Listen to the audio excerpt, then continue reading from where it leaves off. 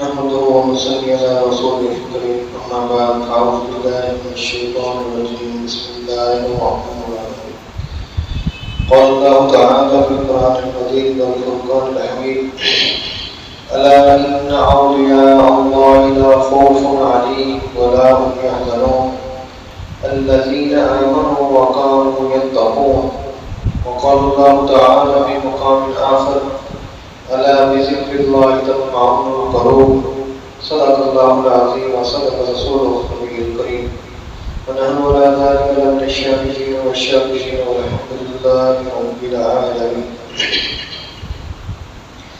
اللہ تعالیٰ نے ہم سب پر بڑی مہربانی اور شفقت فرمائی. عشاء کی نماز ہم نے جماعت کے ساتھ ادا کی اور نماز کے بعد تھوڑی دیر اللہ کی بات سننے کے لیے اللہ تعالیٰ نے ہمیں اپنے گھر کے اندر بیٹھنے کی توفیق نصیب فرمائی. اس بات پر اللہ کا شکر ہے. اللہ تعالیٰ اپنی کتاب کے اندر فرماتے ہیں اللہ ان اولیاء اللہ، سن رکھو جو اللہ کے دوست ہیں ان کو نہ تو کچھ خوف ہوگا اور نہ وہ غمناک ہوں گے. میرے دوستوں، اس آیت کے اندر اللہ تعالیٰ نے یہ قیامت کے دن کا تذکرہ فرمایا کہ جو دنیا کے اندر اللہ کے دوست بنے، جنہوں نے دنیا کے اندر اللہ تعالیٰ کی فرما برداری کی، حضور نبی کریم صلی اللہ علیہ وسلم کی اتباع کی، تو انہوں نے اپنی زندگی اللہ اور اللہ کے پیارے پیغمبر حضرت محمد صلی اللہ علیہ وسلم کے بتائے ہوئے طریقے کے مطابق گزاری.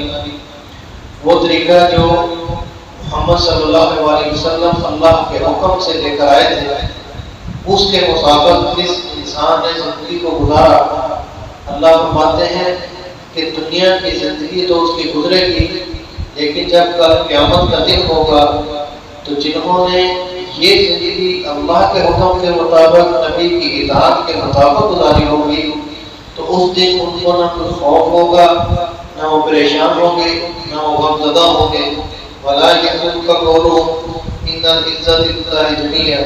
اللہ فرماتے ہیں ان لوگوں کی بات تو اپنے نبی صلی اللہ علیہ وسلم سے فرماتے ہیں کہ اس دن تو اللہ کی عزت ہوگی. تو دنیا کے اندر اللہ کی حکم کی تابعداری کرنا، نبی صلی اللہ علیہ وسلم کی اتباع کرنا، یہ ہمیں آنے والی زندگی کے اندر اس کا فائدہ ہوگا. تو اللہ فرماتے ہیں کہ اس وقت کسی کو نہ خوف ہوگا، نہ غم ہوگا، نہ پریشانی ہوگی. کون لوگ ہوں گے؟ وہ جو اللہ کے دوست ہوں، جنہوں نے دنیا کے اندر اللہ کو اپنا دوست بنایا ہو. تو میرے بھائی، دنیا کے اندر اللہ نے ہمیں پیدا کیا تو ہمارا جسم، جتنے بھی جاندار ہیں اللہ تعالیٰ نے ان کو دو چیزوں سے بنایا ہے. ایک اس کا جسم ہے مادی طور پر کہ ہماری ہڈیاں ہیں، گوشت ہے، مٹی کے ساتھ اللہ تعالیٰ نے ہمیں بنایا ہے. اور ایک ہے ہمارے جسم کے اندر اللہ تعالیٰ نے اپنے حکم سے روح کو پھونکا ہے. جب تک یہ جسم اور روح دونوں آپس میں ملے ہوئے ہیں تو ہمیں انسان کہا جاتا ہے، ہمیں زندہ کہا جاتا ہے.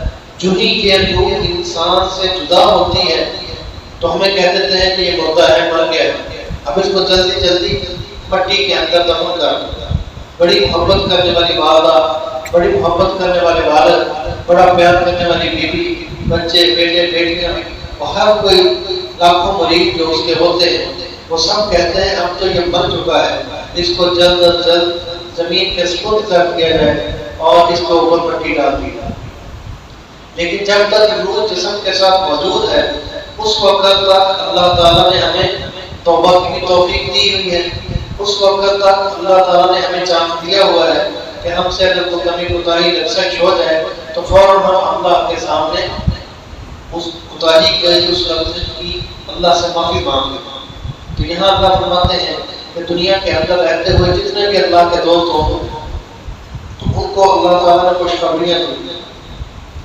تو اللہ تعالیٰ حضور نبی کریم صلی اللہ علیہ وسلم کے واسطے سے ہمیں جو دین دیا ہے، اس کے اندر صحابہ رضوان اللہ تعالیٰ علیہ اجمعین کی زندگیوں کا ہم دیکھ لیں، اس کے بعد تابعین، تبع تابعین، اولیاء اللہ، حتیٰ کہ آج جس زمانے میں ہم گزر رہے ہیں، جس مادہ پرستی کے ماحول کے اندر ہم گزر رہے ہیں، جہاں کے شیطانی اثرات بہت زیادہ ہیں، لیکن آج بھی اللہ تعالیٰ کے بندے، اللہ کے ولی، اللہ کے دوست، ایسے نیک روحیں موجود ہیں کہ جن کی وجہ سے اللہ تعالیٰ نے اس کائنات کو باقی رکھا ہوگا۔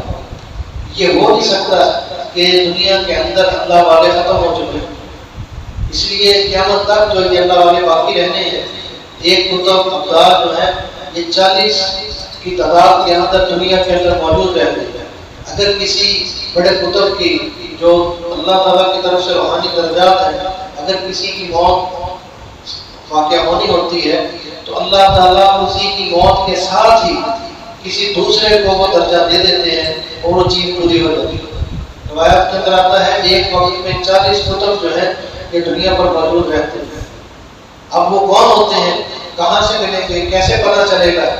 جب ہم اس لائن پر آئیں گے، ہم نے سونا خریدنا ہوتا ہے، سونار کی دکان پر جاتے ہیں تو وہاں اس سے پوچھتے ہیں کہ یہ سونا کہاں ہے، وہ سونا دکھاتا ہے اور وہ خود ہی بتاتا ہے کہ یہ سونا ہے، یہ پیتل ہے، یہ آرٹیفیشل بنا ہوا ہے، سونے کی چیز یہ ہے۔ ہم نے لوہے کی چیز لینی ہے، لوہے کی دکان پر جاتے ہیں، میڈیسن لینی ہے، میڈیسن کی دکان پر جاتے ہیں۔ تو جب ہم نے کسی کو اللہ والا دیکھنا ہے تو اللہ والا کی صحبت میں ہمیں جانا پڑے گا۔ ہمارے شیخ حضرت مفتی محمد حسن صاحب رحمۃ برکاتہ علیہ، آپ سب لوگ ان کے بارے میں جانتے ہیں کہ وہ اللہ کے ولی دنیا کے اندر اس وقت حضرت حاجی عبدالوہاب صاحب رحمۃ اللہ تعالیٰ نے یہ فرمایا تھا کہ اگر تم نے کسی کو جنتی دنیا میں دیکھنا ہے تو محمد حسن کو دیکھو۔ شیخ الحدیث ہے، ہر وقت دین کا درس دیتے ہیں، قرآن پڑھاتے ہیں، حدیث پڑھاتے ہیں۔ تو دنیا کے اندر اللہ کے ولی موجود، لیکن ان کو تلاش کرنا پڑے گا۔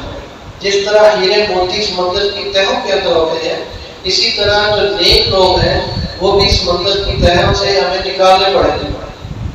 آپ دیکھ لیں کہ ہمارے قریب جو بڑے ہڑپا کے حضرت مولانا ولی محمد صاحب تھے، حضرت استاد احمد الدین صاحب تھے، تو بہت سارے لوگ ایسے ہیں جو ان کی زندگی کے اندر ان کو جانتے بھی نہیں تھے، لیکن جب وہ فوت ہو گئے تو لوگوں سے ان کی باتیں سن کر پھر وہ پچھتاتے تھے، یار وہ ہمارے سامنے تھے، ہم نے تو ان سے فائدہ ہی نہیں لیا، ہمیں پتہ ہی چلا وہ بھی اللہ کا ولی آدمی تھا، ہمیں تو پتہ ہی نہیں چلا۔ جو اللہ کے ولی ہے وہ اپنے آپ کو چھپا کر رکھتے ہیں، لیکن ان کی زندگی کا ہر لمحہ جو ہے وہ اللہ کے بتائے ہوئے طریقے کے مطابق ہوتا ہے، حضور نبی کریم صلی اللہ علیہ وسلم کے طریقے کے مطابق ہوتا ہے۔ ہم دیکھتے ہیں کہ ہمارے پاکستان کے اندر بہت بڑے بڑے دربار ہیں جن پر لاکھوں لوگ جو ہے جاتے ہیں، اسلام عرض کرتے ہیں، وہاں نظر و نیاز بھی دیتے ہیں، بہت ساری دعائیں بھی کرتے ہیں۔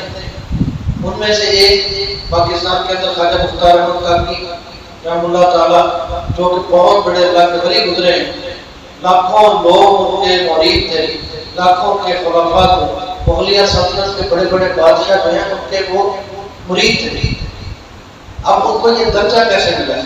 وہ بھی چھوٹے تھے تو ان کی والدہ محترمہ کہتی ہیں کہ جب یہ ہمارا بیٹا پیدا ہوا تو میں نے اور میرے خاوند نے اس بات کا مشورہ کیا کہ ہم اپنے بچے کے دل کے اندر اللہ تعالیٰ کا ذکر، اللہ تعالیٰ کی محبت اور اللہ سے ہونے کا یقین اس کے دل کے اندر ڈالیں گے۔